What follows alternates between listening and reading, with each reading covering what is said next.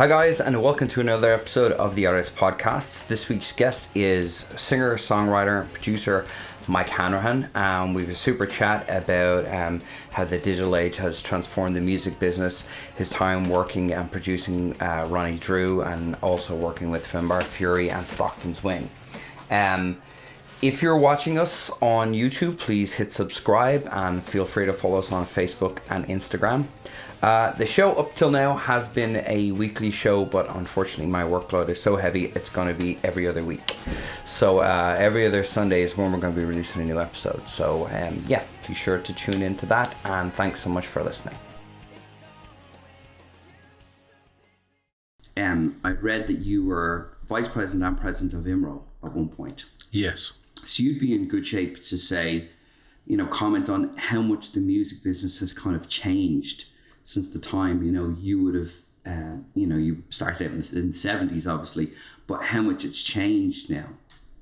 From a copyright perspective? Well, from a copyright, from an ability for an artist to make money out of the thing. I think from, as a writer, it's how we make money is copyright. And when I joined IMRO, it was just a fledgling organisation. It was just coming on stream. We were up to that point controlled by PRS in London. We were still, it was like the last bastion of the empire were the songwriters. Yeah. Incredibly. And what I since discovered later on was I spent years studying 1916 and all the artists who were involved in all that. And it's funny that our writers and creators were the centre of the 1916 and that cultural struggle that went on 100 years ago.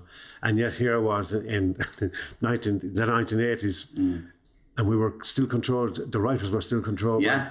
So it was a big drive for us to get free and become an independent society. So it was a really exciting time. Right. At the time I had discovered that whoever was looking after my publishing had been quite naughty, right? And I'd lost quite a lot of money as a result of it. So I was driven also by the fact that I needed to find out what publishing and all that side of the business was all about. Sure. So, and I did, and that's how I became a member of the IMRO board and later deputy chair and chairman. But it was also around the time when the digital age was coming in. Yeah. And I remember being at a conference as early as, I'd say, 1990, somewhere in Germany at a publishers' conference, a copyright conference, and a guy stood up, an American guy stood up, and I always remember him, and he says, "Ladies and gentlemen," here he says, "the digital age is not coming at all. It's actually here, and you need to wake up. It's been here for years, and they're running amok. You're going to lose your money if you don't get your act together." And he was so right. And what happened was when the copyright industry woke up to the fact the horse had bolted. Napster was in. They were all in making money, and they were making all the money, and the artists weren't, because it was all free. So everything was free. So within a generation, as short as a generation, even half a generation, the mentality of people was that music is now free. That's what happened. And it was shocking. And that was my bread and butter, was my publishing and the gigs. So that's all gone. And that's not there now. I mean, you do a download single. We did a download single this year for charity. We thought charity might make a few bob for it because we weren't taking anything. It sold nothing on the downloads because it was up there for free. So that's where it has changed big time. Do you think, Mike, because I do, that in that vacuum of Napster and sort of free music, it also devalued people's view of music as well. It became less important. Like when I was a kid and I got a cassette tape of something, the lyrics, and this was something sacred to me, knowing all the tracks if it was a band I liked. Whereas now, because it's just not like that. And I know there's other distractions, video games and kids and other things, but it seems like it's devalued music in people's what that's not just the monetary, but how important it is as well. Yeah, and we could be in danger of saying, well, in our day, you could be, and I'm not. Yeah. I mean, I embrace the digital age. I really do. I'm very I'm friendly to all that. I love gadgets, and but from a music point, from a writer point of view, it definitely has devalued my creativity from the point of view of trying to make a living on it. Yeah. And that's where it has damaged my life from purely on a monetary level. And I agree with you, Tess, when people get something for free, they tend to not care less about it. Yeah. You know, whether paying for it puts manners on people, and, you know, I don't know how you... Yeah. But I do think you have a point that it has been devalued because it's just readily available. Yeah. Yeah. And you do miss... I still have my albums, but you do miss getting an album. I got an album last week from my friend Gavin Glass. We were in the studio working together, and I saw his album, and I said, I need that album. And he says, yeah, have it. And I couldn't wait to get it home and rip it apart and spin it, you know, because that's what I used to do all my young years at home, buy albums and play them. Yeah, me too. And it's weird because my kids now take music in through YouTube and other digital formats where they don't buy it at all. Yeah. I mean, they literally have YouTube playlists on their phones or on their laptops or on TV, and there's not that touch. There's no connection. Do you know, you don't hold it in your hand. Yeah. I know I have vinyl records and I love vinyl. I'm not a vinyl snob, but I just enjoy vinyl, and I love going in and putting on Led Zeppelin 4 and listening to it. I just think it sounds amazing. Yeah. And I love the experience of actually putting the record on and everything. That's all gone as well. Everything is just, you know, touched on the digital thing. It is, yeah. I mean, and there's a bit of a resurgence for vinyl, but it's not really. It's digital music, you know, transferred onto vinyl. Yeah. But the analog sound isn't there. The old analog sound, which was kind of magic in a sense. Yeah, that's the funny thing is that because if you record it on Pro Tools, essentially it's code, and then you put it onto a vinyl. So you're absolutely right. You kind of, it isn't. Right. I mean, it's a quirky thing that it like for so many years I would have been regarded as a dinosaur having my albums and hanging on to them. Yeah. And I bought the CDs as well, but I'm glad to have my old albums, and I still play them. And every week I spin the turntable. But the new albums, the sounds aren't there. It's a digital sound. Yeah, it is. And with digital recording came, you know, when you went into a studio and you recorded onto 2-inch, you had to be able to do whatever you were doing. Yeah. I mean, you could drop in, but you had to be able to do it. And when I started in the music business, it was still on 2-inch. I remember the first time we recorded on Pro Tools when we did a record for Sony, the first time we were signed. And we recorded on 2-inch here, and then they took it back to a studio in New York called Avatar, and they put it into Pro Tools. I didn't know what Pro Tools was. Yeah.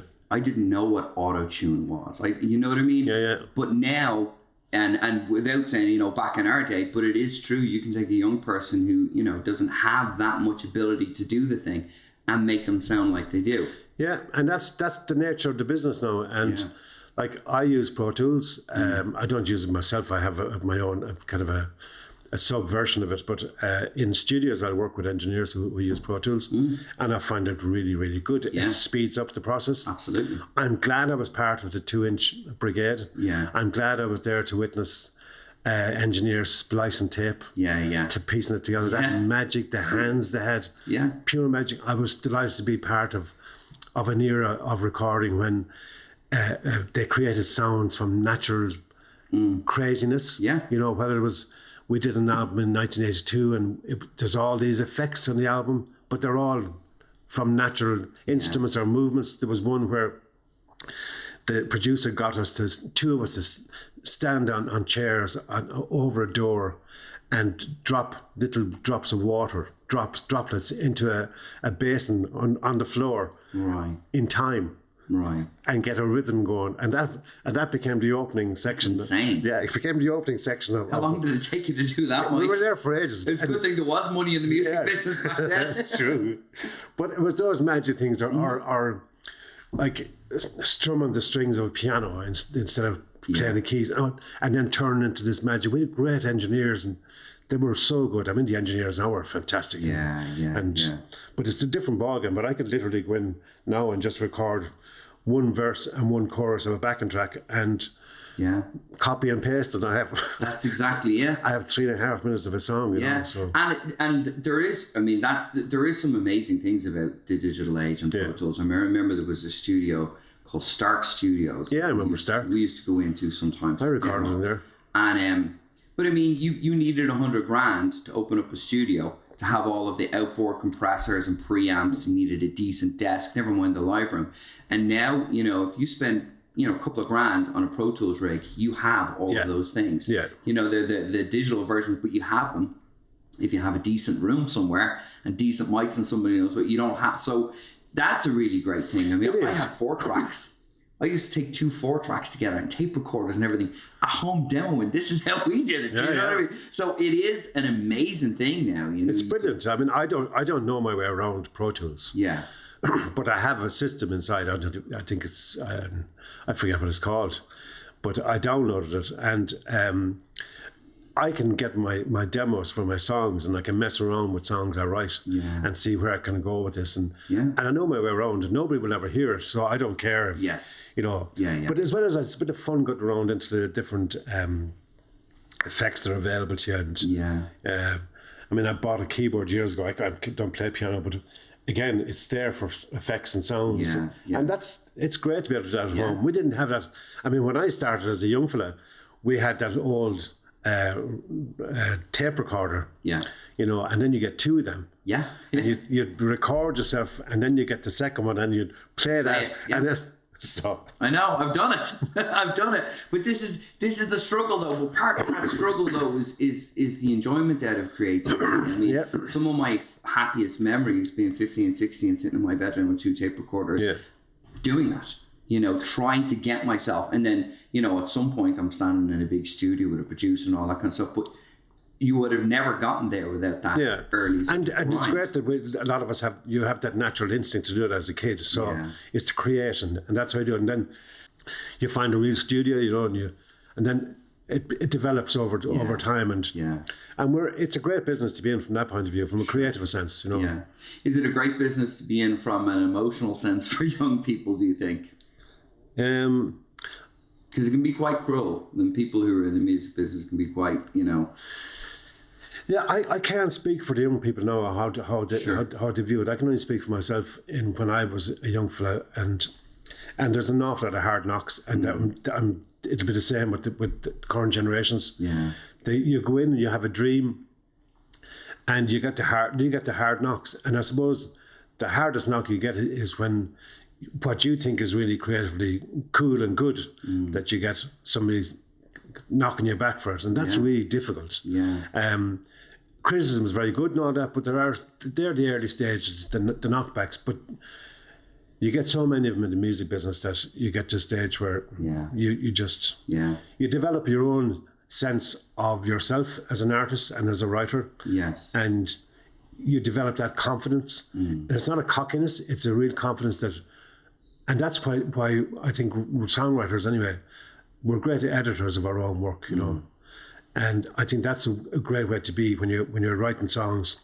You're able to go through little snippets of phrases that you don't like and change, but you're that strict about it. Yes. And that's the essence of good songwriting, you know. Yes. It's a craft. Yeah. And you develop that craft as you get older. So you're able to kind of create much better and be much better able to look at yourself from afar and say, right, this is not good enough, you know. Yeah. Whereas when you're younger, you think, everything's great. I wrote the song in 5 minutes. No, you didn't.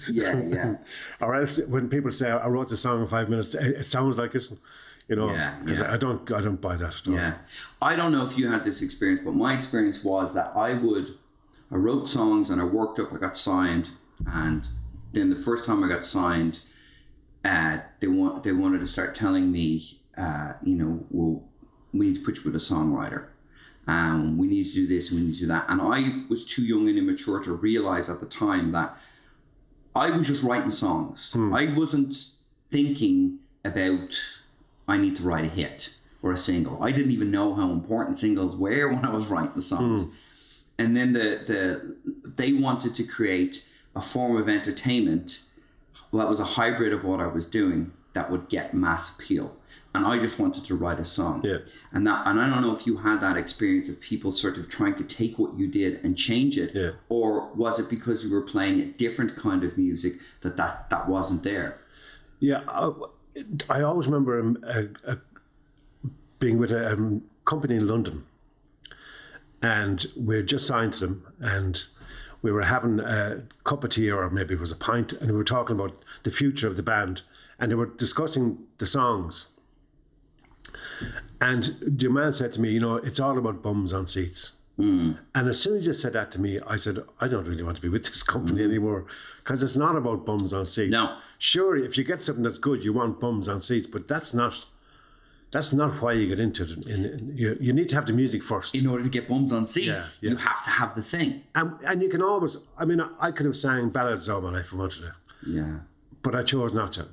I chose to be a creator. And so I do very few covers. So I have no choice. I have to sing my own songs. Yeah. So in order for that, you have to get them out and people have to like them, because if they don't like them, you won't get those bums on seats. Yeah.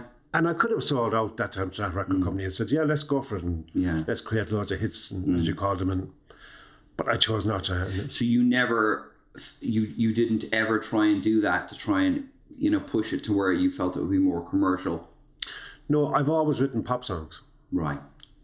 All my songs have always been Sure. pop songs. So I was going to say, I think there's but that happens naturally. Like one of my favorite artists was Michael Jackson. So even though I was writing punk songs, they're very poppy. Yeah. That happens naturally, but you never felt the desire to sort of, as you, to use your phrase, sell out. You didn't think, well, this is sort of fashionable. If I do this, then this. No, I never did. I remember I wrote one song about Charlie Haughey years ago, and I cheated on that because I used thesaurus for every line of the song, and that was just a bit of fun. Yeah. But I don't know if it's setting out by people choose a path in their lives. Yes.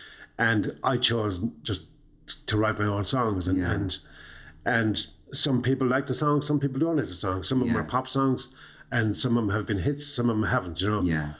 Like I wrote a song called Garden of Roses about abuse in Ireland, child abuse in Ireland, when it was coming on stream in the late 90s. And to me, that was one of my biggest hits, not because it didn't get to number one anywhere, but I was invited to so many healing services to sing the song for people who were suffering. Right. And to me, that was my song hitting the right note in the right place, and to me that was my hit single. Yeah. I had a hit single in my hands here. Because that was the point. Yeah, exactly. That was the point. It wasn't about money. No. It wasn't about celebrity, or that was the actual. It was a reaction of me as a writer to what was going on around me. Yeah. And my life, and it connected with people. Even this year, I was down in Tuam at the Tuam Babies Memorial for a service, and I was invited down to sing that song. Right. And it was powerful to be in a room with all these survivors, and being in over at the graveside in the school with these survivors. And that evening I sang the song for them. Sure. So, that is incredibly amazing. Incredible, It's amazing. I think, but that is the difference between art and entertainment. And I always say to people, there is a difference. There's things, and there's nothing wrong with entertainment. And sometimes they can be both. Sometimes something, so the Spice Girls, say, for instance, I'm not just picking on the Spice Girls, but I don't find the Spice Girls to be art. I think it's an entertainment. Yeah. And I'm not saying it doesn't take skill to do that, but it's not the same thing. It's something that, and it seems to be the difference is the core is to make money. So if your core is, let's put bums on seats, then that's going to be one thing. And I suppose you've actually articulated that already by saying, I could have taken that path, but I chose not to, Yeah, and it is, it's the Simon Cowell School of Motoring, and it's grand, that's what to do, and it's all about money. It's not, because for me, I listen to the songs of some of those artists, they all kind of morph into the same sound. Yes. The same technique, the same style of singing, which really drives me crazy, some of them. And it's almost like... it's just made up kind of, there seems to be a route and a way to write these songs. And you can hear, because a lot of these songs are written by groups of guys, 7 or 8 guys, and they have a formula. Yeah. And that's what they do. And great, they make a living, and they rear their kids, and they put the kids to college, and that's fantastic. Yeah. But just not for me. No, and I didn't, so I refused to sort of write with the songwriters, or got dropped the first time. And then a couple of guys left the band, and it was hard because we'd worked for years touring and, to kind of build ourselves up. But our management didn't drop us. Oh. But what they did was they flew me to Los Angeles, and my manager was a guy named Bud Prager, who'd managed Foreigner and all these big American bands. And he started to try and get me to write hits. He started saying, if you just do this, then you can do whatever you want. And I just totally fell for it because I was like, he was like, you're getting a bit old now. I was only 25. Do you know what I mean? But so I started trying to do it. I never felt worse about doing anything. Really? Yeah, it was terrible. I wrote all these songs and they didn't get me where I wanted to go. Yeah.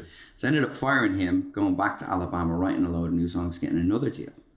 But that was all out of, let's just go back to just writing songs and doing whatever we wanted to do. And then ultimately I ended up working with a famous songwriter in LA. And I still didn't understand, Mike, that they were trying to take what I did and turn it into entertainment. I thought we were just trying to write a good song. Yeah. But now I see it is that they wanted to make money. Yeah. And I mean, I'm not saying I didn't want to make money, but that wasn't the point. Do you know what I mean? Yeah, I mean, there's still, I have a lot of friends. I used to have a lot of friends through my Emerald days in Nashville. Lots of writers. But did you see Ralph Murphy just died? Do you know Ralph Murphy? Yeah. He just died. I don't believe it. Yeah. Just died. I've seen it this morning. Oh, no. Yeah. I only met him last year. Yeah, he's a great guy. I used to go up to Nashville and he'd look at my songs and he'd tell me what I was doing right. Ralph was great. And he did that for so many young people. Yeah. He was just a mentor. He was a selfless man. He was, yeah. And he introduced a lot of us to the Nashville way of writing, and it's a craft. It is, and it's creating a craft, and there's a technique that they use, but their lyrics and their melodies are really beautiful. Yeah. Some of them are just stunning. Yeah, some of it is amazing. So, it's the thing of they write songs and they want it to be a hit. Yes. But not all of them are. No. Whereas this pop thing is that they have a record deal and they have a name. Yeah. And it seems to me that school of writers that they use, all their songs are going to be hits. Yeah. For whatever reason. Yeah. Because there's millions put in behind them. Yeah. And as you say, there's 7 different people on the thing. So each person gets a pass at the song. Yeah. And actually they've gone the same way with the film business. The last Spider-Man movie had 6 writers credited on it, but I know there was 10. 6 is the maximum you can have credited on a script.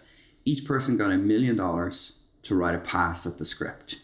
And the idea was, we'll just hold on to the best idea. Do you know what I mean? And that was how they did it. It's a conveyor belt. Yeah. Now, I enjoyed the Spider-Man movie. Yeah. Do you know what I mean? It's not The Godfather, but it, for what it was. But and I think that's the way the music business is as well. Yeah, it's controlled. It was always going to be controlled by the majors. Yes. And I suppose for me, even when I was in my Imro days, my big fight always was to try and protect the indigenous writers, and from all that. And I got involved in that in Europe, because they wanted to. We always felt they wanted to kind of homogenize the music, and that's what they've done basically. Yes. And that was always their drive. It's a business. Yes. It's like somebody told me many years ago, said that you're in a thing called show business. He said, and there's only 4 letters in the word show. Mm. That other word beside it is a very big word. Yeah. That's the word you need to be concentrating on and learn how to spell. Yeah. And it was the best advice, because he was right, because it is a business after all we're in. It is. We create at our level to so that we can live and feed our families, send them to schools and all that. And then there's the other level, the high level, where it's the big business, the multinationals are controlling where all the money is. And that's it. Some people buy into that and others don't. I was never in there. So. Yeah, I was a couple of times and they kicked me out. So, but I think it's funny because, Ireland is sort of a microcosm of my experience throughout the world. But Ireland back in the day, in the 90s, when the boy bands and the girl bands were exploding, Louis Walsh had, Boyzone and then Westlife, and there was Samantha Mumba. And there was this big thing, and I remember all of the bands were very resentful. So we got our deal in America. We couldn't get Sony. Sony used to come down and see us here, but what were they going to do? Do you know what I mean? They didn't really have the power to do anything. And then Sony signed us in America. We were very resentful of the that machine that happened here. And I can't imagine for people who, people who'd been knocking it out, such as yourselves from the 70s and stuff like that, like, were you resentful of that? No, I started playing professionally in about 1980. Okay. I was working and gigging prior to that with Maura O'Connell for a few years, and Stockton's Wing, they took me on, and I was writing songs. They were a trad band. Yes. I was writing contemporary songs, so they took me on for my songs. Right. So they believed in what I was doing from a song point of view. So we recorded my songs on the album, and we had an instant hit. Right. With a song, and we were signed to an Irish label. We weren't signed to a multinational label. Really? No, we were signed to an Irish label. We eventually signed to a multinational in London. Okay. And that was a disaster. But all around Dublin at the time, U2 had signed. Stockton's Wing had entered a competition in '77 in Limerick, a music competition, and they won the trad section, and U2 won the rock section. Right. So U2 got signed. So many record companies had passed U2. Yeah. So what happened in the early 80s in Dublin was London sent over hundreds, as we used to call them, Nigels. Yeah. Over. Find me the new U2. Yeah. And so they were everywhere. There was these A&R men, everywhere. The whole place was, and then there was all these young bands coming up. They were being signed. They were going into Little Lanes rehearsal studios, writing, as they were writing our new album. And so many of them ended up in the dung heap. Yeah. And then they'd rejig themselves and they'd re-record another album for a second go at it, and they'd end up on the floor in some office in London, because the guys in London would listen to the album. Sorry, can't. This is not U2. Yeah. And a lot of young bands, I resented that from the business, because a lot of those guys became my friends. Yeah. And to see them, we're signed, and the excitement of being signed and getting drums and all the gear, suddenly. Yeah. And there we with our little, our cheap gear, whatever. But these guys were arriving in with the latest of everything. Yeah. And we'd meet and talk a lot at the rehearsal studios, in nightclubs and pubs.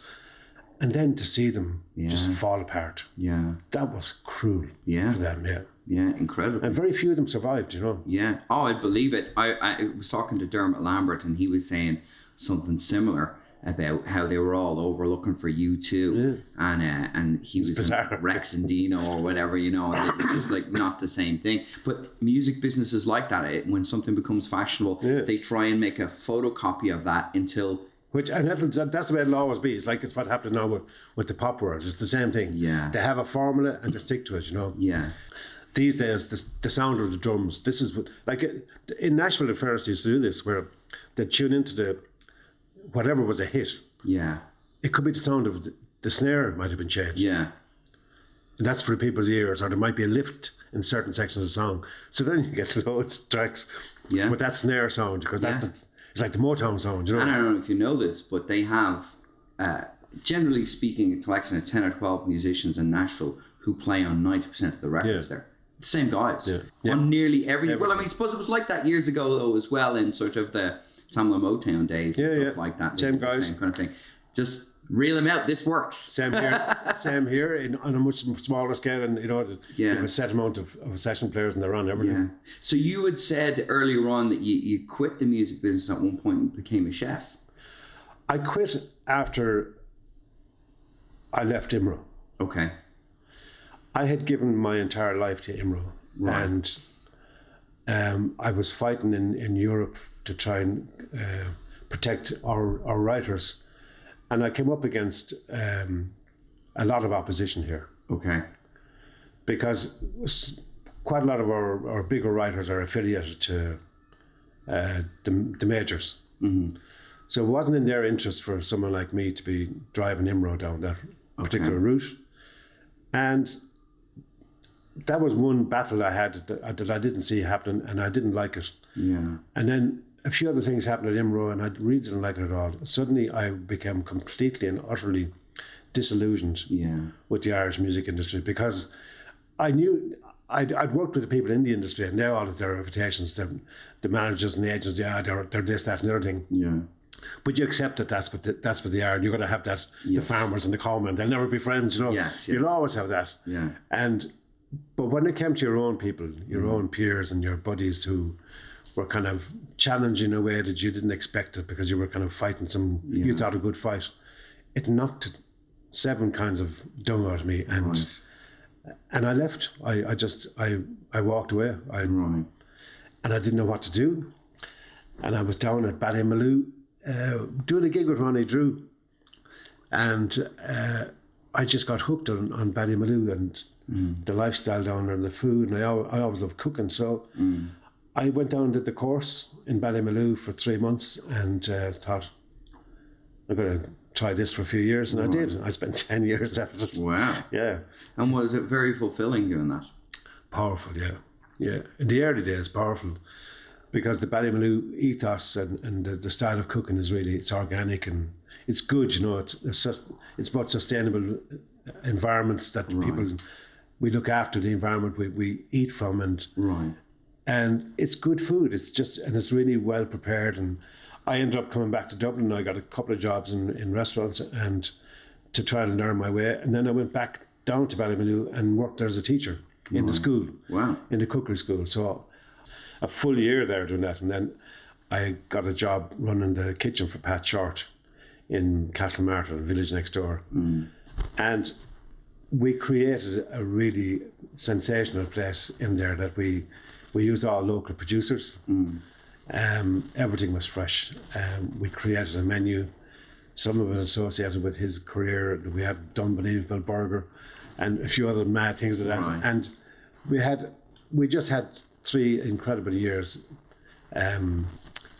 using all the local people who just had a passion for their food, and we delivered it to, and the audience, what I call them the audience, the customers, the music business doesn't, not too far away. They came in their droves, and we built up and then it came to a stage where I had to come back to Dublin because for personal reasons I had to come back, and I started working in restaurants here, and I fecked around a few different places, and I ended up in a wonderful place in Ringsend called the Artisan Parlour. And there I was allowed to be completely creative as a cook. And we basically deconstructed classic sandwiches, classic dishes, and rebuilt them in our own style. And we got all the reviews we could ask for and that lasted 2 years. We were just in I think the area where they had the restaurant was just against us. We were slightly off the beaten track, but we had 2 amazing years there.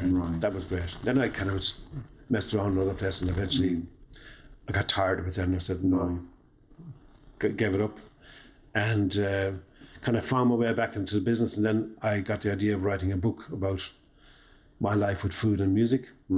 Because we've always been connected, even with people I performed with. I did spend 10 years with Ronnie Drew. And our life was basically, Ronnie had 3 rules on the road. He said, you have a really nice hotel, really good food, and no Ryanair. No Ryanair. I'm with him on all of those. So, and they were our rules. So. And he loved his food, and we talked food a lot, and he cooked quite a lot.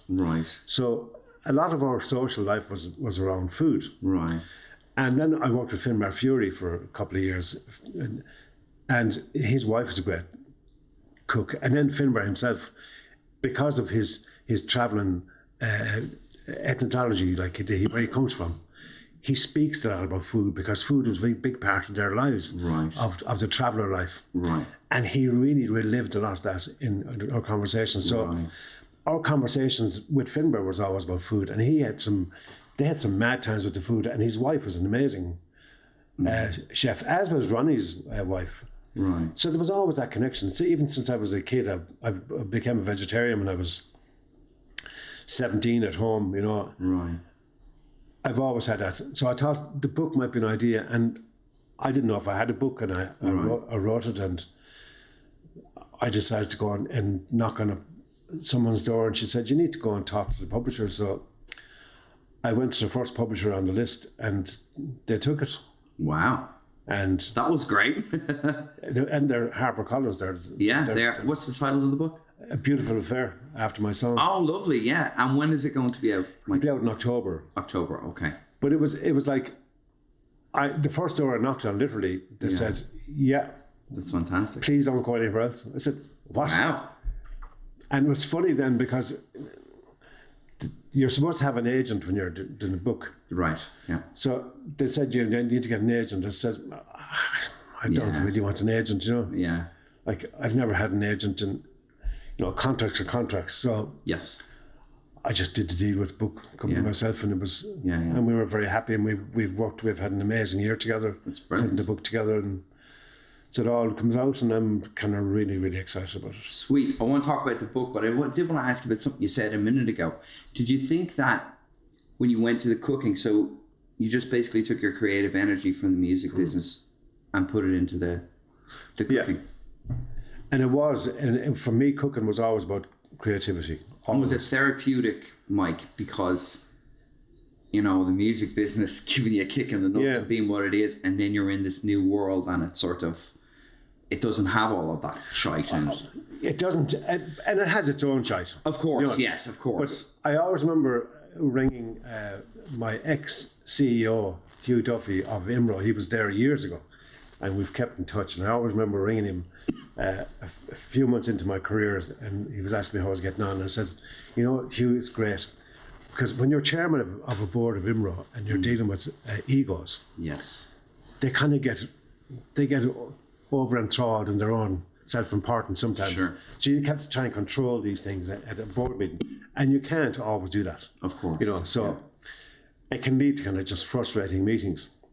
So I said to Hugh, I says, Jesus, Hugh, I love my new gig. I said, when the pot boils over on the stove, I just turn a switch. And I don't have to put up with it. I said, if I had one of those switches at the board meetings, would have been great. It would have been great, yeah. So from that point of view, I had much more control in my life in the kitchen, and I'm going to use that as a... Sure. But from a creative point of view, it was I eventually got, when I was running my own kitchens, it was my creativity. I wasn't in a band. I wasn't playing guitar for anybody. Yeah. It was down to me. So there was a great pressure, but I loved it. I loved the idea of delving into food and the ingredients and see how I could make these something different. Yeah. That was amazing. I mean, so when you came back to the music business, was that transformative? Or what you got out of the cooking, did that make you different when you came back to the music business? Completely. I'm not saying this just for sex. I actually really believe this. Every gig I do now, no matter what it is like a treasure. It's like I'm just about to go on stage and open a box of treasure here. Yeah. And delve in to see what's going on here and enjoy every last minute of it. Yeah. When I left the business, I was tired of the stage. Sure. I was tired of the business. I was weary, you know, from the gigs. I was weary from the audiences. I was weary from everything. Yes. Now, every gig is so special. And Finbar Fury had a great saying. He used to say before we went out on stage for gigs, he said, just go out there and just tell them who you are. Yeah. And that's what I do now every night. I go out there and tell these people who I am.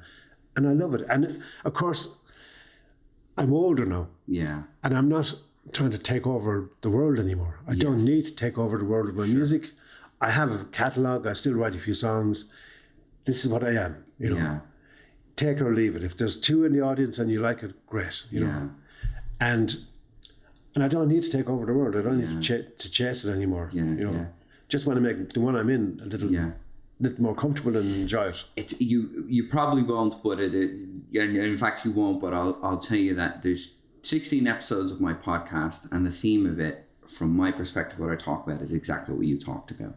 When I was 30, I was fired from the last band while we were making the album. Third time out, life in bits, you know. And all I knew since I was 15 was playing music. That's all I'd ever done.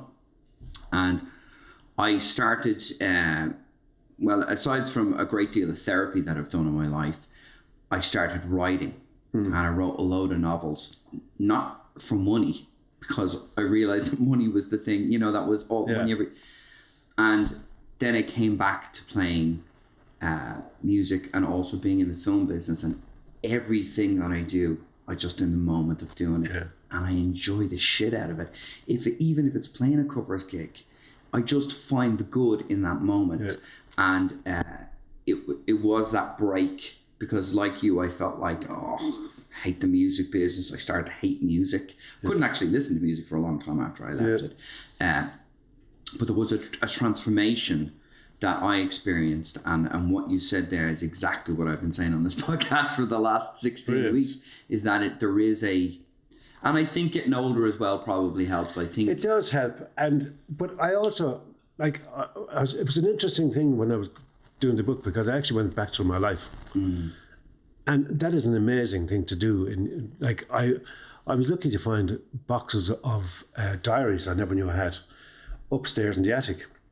So I was able to go back to my younger self, and you go back to your life and you go through this person that is you, but it's so many years ago, and you see the development. And I use the kind of this word of the crossing, that we do in life. You come to various crossings, and whether it's people do things wrong to you or you do want to change, you have a choice at that point of the crossing. Yeah. Do you look back in anger, or do you move on? Yes. And make the best of it. And everything I've ever done, like I always say to people, was a tough time for you. It was tough at the end, but I had amazing years, and I wouldn't have had those years if a guy hadn't robbed a few bob off me. Sure. So you kind of look. That's how you look at it. Yeah, that's the journey. It's part of it. It's all part of it, and that's the only way to be positive about it. I wouldn't have been a professional cook if it wasn't for IMRO. Yeah. So everything has its notions. I wouldn't have met all these amazing chefs and creative geniuses, and worked with these wonderful people in kitchen when the pressure's on. Yeah. It's like, and you just meet. It's a new band of brothers that you meet, or sisters. And it all takes you there. I mean, I feel the same way about anything that I create now has been informed by all of the good and bad experiences that I had, because I know, what works for me. So about writing the book, is this the first book you've ever written? Yeah, I wrote a book of poetry. Okay. Which I found I found a copy of it when I was 15, and my sister bound them all together in foolscap pages. Okay. And I drew my own cover. No, it's the first book since then. Right. So what's the process of writing your first sort of, it's a biography, but it's, full book? It's a memoir, full memoir of my life up to now. And it's about my life with food and music and the beautiful people I met along the way. It's about friendship. Sure. It really is essentially about friendship. Yeah. And do you sit down sort of every day and say, I need to get X amount of words, or how have you been doing that? Yeah, you could do. I found this amazing system called Scrivener. Yes, I have Scrivener. It's really great. And you can actually you can say, right, today I need 10,000 words. And there's a clock on Scrivener that'll tell you. That's one way I used to do it. And then otherwise, I used to just get up at 4 o'clock in the morning. And just start writing. And I mightn't finish till 6 following evening. I mean, wow. And are you enjoying the writing? I loved it. Well, the book is finished, and now what I'm doing is I'm researching songs and stories of County Clare in the War of Independence. Okay. And I love that. Right. And that for me is more writing. And it's I love research. I love reading. I love for me, the period of our history, I love from 1890 to 1922. What happens after that, we all know. Right, it's all documented. But that period really fascinates me of the country trying to find its feet and its independence and the cruelty of war and death and destruction, but yet the creativity, because there's so many songs. I mean, I'm finding. And is that another book, Mike? I'm not sure. Yeah. I'm not sure. I've toyed with the idea of maybe doing a fiction version of it and bringing all my knowledge into it. Sure. And I might, and it might be too late for me to do that. But then you got to hook up with HarperCollins so far, Mike. So I would say, It's true. I haven't. I think there might be something there, because I'm learning when you're delved that much into historic figures, in my case, at the moment there's certain people in Clare who were heavily involved in the War of Independence, and you're getting into them, you're getting into their characters, and you kind of get to know them a little bit more. And I do it every day, so I get to know more and more. Sure. This morning I got up at 5 o'clock this morning, and I started Googling things, because my grandfather was in his teens when that was going on. So I need to find out, what did he do, or did he do anything? So I'm driven by that, and that's the writing process. I've learned a lot since writing the book about my abilities, and I think I'd like to write more. I really would. And do you feel when you write, I don't know if you experience this, but I do, because I've written novels and scripts and all sorts. I find, and like you, I love research. Yeah. So if I'm writing a book about a survivalist, I need to know how I would survive. Yeah. And I get really into it. And there's something that's very stimulating and sort of, I use the word therapeutic all the time. It might not be the right word for you, but I just find it very soul nurturing to be doing that. I feel after I've done it, I'm like, man, that's... Absolutely. And whether anybody else, it's just my moment. Absolutely. And it is therapeutic. Research is amazing. I mean, I find anything like that. Like, when I was cooking, when I was a cook, I fell in love with cheese making. Right. And I've made a lot of cheeses over the years. But I'll still say, with my hands inside in a bowl of curd, and massaging the curd and getting it together, that's the most therapeutic thing I've ever done in my life. Right, okay. And that's what it is. I'm at one with a bowl of boiled milk and rennet, and I'm just relaxed. It's just incredible. I remember one time at school we decided to make our own mozzarella cheese, and that's like kneading. The whole process, like kneading bread, but you're doing it in water with cheese curd. Okay. And there it's like you could spend the day at it, and you come out and you elated. Right. It's a bit mad, but I mean, not really though, because again, me and Don Baker had this conversation about being while doing. So whatever you're doing, I sometimes I do manual labor around my house, and I find it really good. Yeah. Do you know what I mean? Or if I'm writing, or I'm singing, or I'm editing, or I'm filming, whatever I'm in the moment of doing, if I can just be in that moment, I just get the most out of it. And I think that's sort of what life is about. Yeah. One of my daughters, she's so funny, she's 12, and there was this question at school, what's the point of life? And she says, it's living. It's living in the, and she's got that figured out. She's 12, so I'm like, I wish I had that figured out when I was 12. But I wanted to ask you, I knew you'd played with Finbar Fury and Ronnie Drew. Which one did you play with first? On the road, Finbar. Okay. But I played with Ronnie for years, with the Dubliners, but at sessions. No, I was on the road with Finbar first. Towards my last, I left Stockton's in 94. In 93, we toured with Finbar in the UK. And then I was doing a couple of gigs with him. And then when I left the band, I did quite a few tours with him, performing with him. And that lasted. And then Ronnie approached me in 97 to do the show. He had a one-man show, as he used to call it. I'm doing a one-man show with Mike Hanrahan. Right. Yeah. I used to love him. So we did it, and it was called Ronnie, I Hardly Knew You. And it was just powerful, because I got him at the best time of his life. Absolutely. Yeah. And Finbar was such a great performer, man. Yeah. Finbar Fury and Ronnie Drew. Finbar Fury singing the Green Fields of France.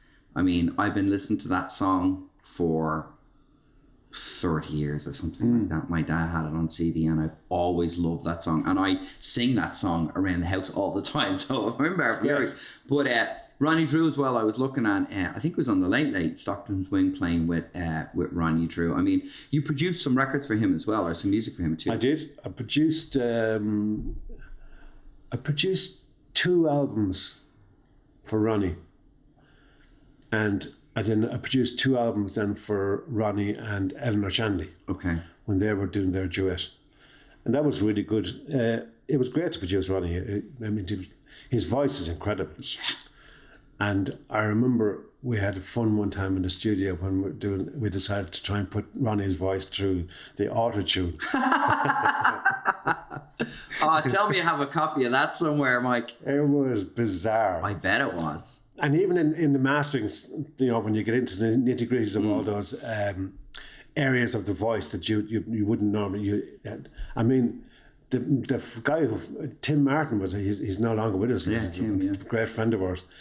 He actually highlighted Ronnie's the low end of his voice in the studio, and he says in all the years he's never ever found a voice down there like that, and it was just quite incredible. He a very unique instrument. I mean, he and of course having him and Luke Kelly, two very unique singers. I mean, and not just tonally, but sort of the way they express. Did Ronnie ever do singing lessons, or was it just natural? Natural. Just that was his. That was his. I think he definitely got a few lessons in acting when he was younger, because he did a lot of work with in the Gaiety. Right. And he used to open up in the Gaiety, and there was always entertainment. So he got involved in part of the Gaiety shows. So he would have learned a bit about presenting the voice and projecting it, Yeah. But no, he had. I mean, if you heard you asking that question, no, he'd go, jeez. Yeah. So, but he was also he had the makings of a really great flamenco guitarist. Really? Yeah, like he went to Spain in the late 50s and left Ireland and fell in love with Spain and fell in love with the Spanish food, the language. Right. He was a fluent speaker, Okay. And I'd often be in restaurants with him in Spain, and he'd be talking away to people, and it'd take them minutes to cop on that he was actually from Ireland. Yeah. So he embraced the entire culture. Sure. And he embraced the food as well as a result of that. But he had the most amazing technique on the flamenco. He started learning it as a young fella. Then he stopped.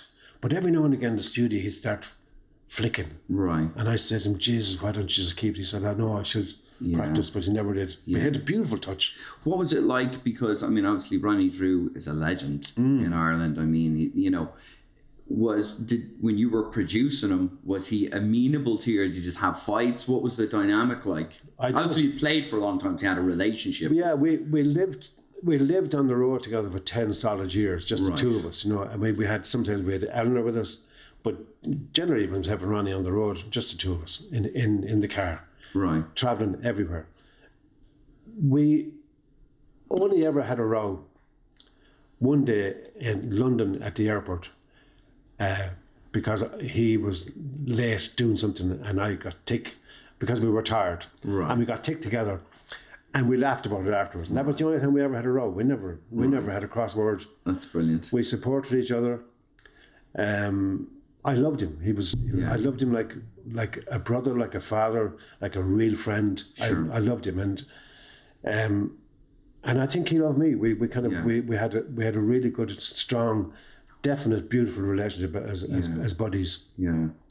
And we did a lot of fun together. We laughed a lot, and we made some great music. So I'm glad to have that in my life. He died far too young. Like he was 72 when he died. Jesus, it was just all wrong. Like and he suffered a lot at the end. And then there was people pulling and dragging off him, trying to get him interviews and things like that. It was really. He just wanted to cling on at the end. He didn't want to go at all, not at all. And it was so sad to see that with him. He was. Yeah. And then his wife Deirdre was beautiful, but she died a year before him. So that was a tough time for all of us who loved the both of them, and particularly for their kids and their family. Of course, yeah. So I miss Ronnie. I miss him all the time. Sure. Yeah, but we have great. He left me oceans of really wonderful memories. I can just dive in there now and again. Yeah.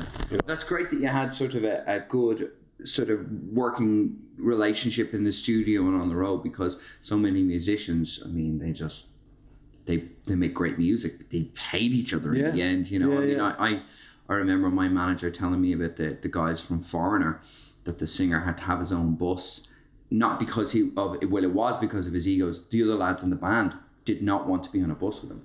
They didn't want him on the same hotel. And when they had to fly, they had a private jet, like that had to be in the jet with him, and there would be murder by the end of the trip to wherever they're going. So, and that's very common. I mean, we never had private jets, but me and my brother were in a band together. Actually, he sacked me from the band in the end. So it's very Shakespearean. He loves when I tell people that as well.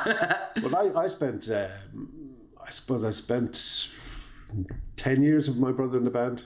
That's right. Yes, that's Kieran. correct. Yeah. And Was he in Stockton's Wing before you? Yes. yeah.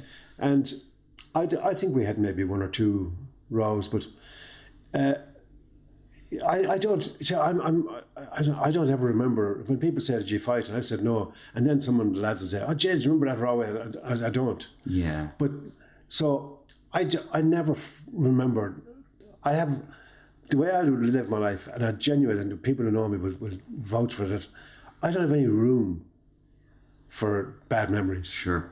I've no room in my head. Yeah. And some people get so caught up in grudge, and Sure. it's really pain in my life dealing with people who have grudges, and I think just let them go. Let it go. Like, just leave it off, and get rid of that, and make room for all the good stuff. Yeah. Because I only want to have room in my brain and my heart for good things in life. Absolutely. And the grudging and all that. Oh. Well, grudges simply eat away at you. It doesn't do anything to the other person. The hatred and resentment and anger and conversations you have in your head towards somebody else don't impact them. And they simply take away from the enjoyment of your life. That's all. It's taking up space. Absolutely. 100%. And we only have a short time here. I mean, I've lost quite a few mates in the last few years, and it hits home. We only have a short time. We're only here for a flicker, and so we may as well just make the best of it and enjoy every bit of it. That's my philosophy. Did you record with Finbar, or was it just touring? I did. I recorded with him, yeah. And what was that like? Super, because Finbar is the consummate professional. Right. He's, as soon as he walks out on his stage, he owns it. Yeah. Within seconds, he has the audience here, Yeah. So, and in the studio, he's a very confident man. He knows what he wants. Right. And if he's always open to your opinion, if you want to throw in a few ideas, he's really good. I loved working with Finbar, and there was never a dull moment. I mean, Finbar loves to talk. Right. He tells stories. Some people say lies. And they're great. And they're great lies. I need to get him on the podcast then. They're just great. I love Finbar. And we're like our brothers, the two of us, and whenever we meet, it's a special. It's a special thing because we had that time on the road together. Yeah. And there's a connection there, and I love that. And he taught me so much about entertainment. Right. He really did. Really? Oh yeah. How so, Mike? It's about relaxing an audience when you go out on stage. It's about as soon as you walk out there, you're welcome to the audience, and that's why he loves his line of "Go out there and tell them who you are." Right. I mean, that was one of the greatest lessons I ever learned in entertainment. So I use that every night. Go out there and tell them who you are. Yeah. What a way to go out on stage and instead of saying, "Go on, let's go down," just go and tell them who you are. Yeah. Which is what we do. Yes, it is. And then we put in all these other obstacles called nerves. Yes. And then you're suddenly 15 minutes into the gig and you're after wasting 3 great songs. Yeah. Because you're nervous. Yeah. Instead of just saying, "Well, this is who I am." Yeah. So he taught me that art of relaxing out on stage. Yeah. And he'd walk out and he'd go to the microphone, "Oh, yes." Yeah. And that was it. Yeah. And that lifts. That's how music lifts the room, and you lift the room by simply being who you are. Yeah, and he taught me so much. I mean, I remember you were talking about the Greenfields of France. There's a great scene that happened where I was MD for the Legends of Irish Music. Was a series of gigs with Jim McCann, Liam Clancy, Ronnie, Paddy Riley, and Finbar. They were the legends, and I was doing the music in the background with Fitzy, with the keyboard player. And one night in the Gaiety, the electricity went just as Finbar was into the Greenfields of France, and everything went dead, the whole sound, everything. And Finbar, all the crowd, and then Finbar, shh, and he sang a cappella. Yeah. And he rose the audience, he brought him back down. Yeah. It was the most incredible. Yeah. He didn't need the power. He was just, he was the power. It's amazing. Yeah, that's even better, very well put. I remember when I was about 15, I met Christy Dignam, and it was what inspired me to want to be a musician. And very briefly, him and my dad were very close. He came and visited us in our house in America, and I stayed with him when I lived here. And I remember him singing the Greenfields of France all the time. Yeah. And I love the Greenfields of France, And then I remember he was on the Late Late with Finbar Fury singing it one day, and I was like, how amazing is that, you know? Because at that point, Christy was out at Aslan. He was playing with a guy named Conor Goff. Yeah, I know Conor. And they were, you know, they would play the Olympia sometimes, but they would also, you know, ended up doing covers gigs at times as well, you know. There was a big period there where, you know, and then there he was with Finbar Fury, and I thought, that's what an amazing... Brilliant. You know.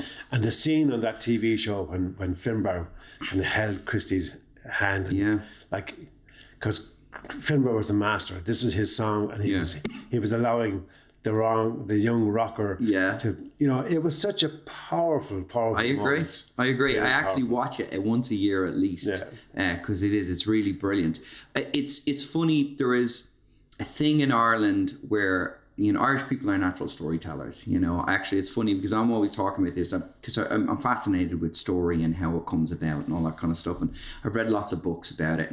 But they were saying last night, something I say all the time is like, if you ask an Irish person how their day was, they just tell you a story. And I think that goes for our ability to sing. When Irish people sing, we tell stories lyrically, and also I think in the way in which we sing. There's a story to that. It's not, and particularly with people like, in my opinion, you know, Christy or Ronnie or people like that, there is just a sound in their voice that you just, to me, it sounds like Ireland. Do you know what I mean? And it sounds like all of I get that. the movement and history and emotion and repression and rebellion and all of that. And it's telling the story, you know. It's, well, that's what Frank used to say, right?